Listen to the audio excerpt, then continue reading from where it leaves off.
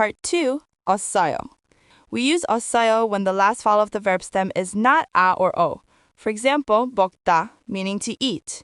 Remove 다, we get 먹.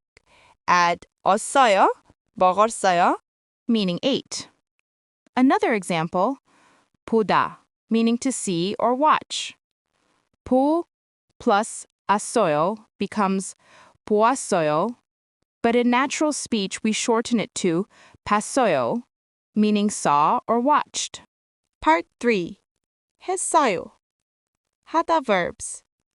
If a verb ends in 하다, we do not use 았어요 or 었어요. Instead, we change 하다 to 했어요. For example, 공부하다 공부했어요 studied.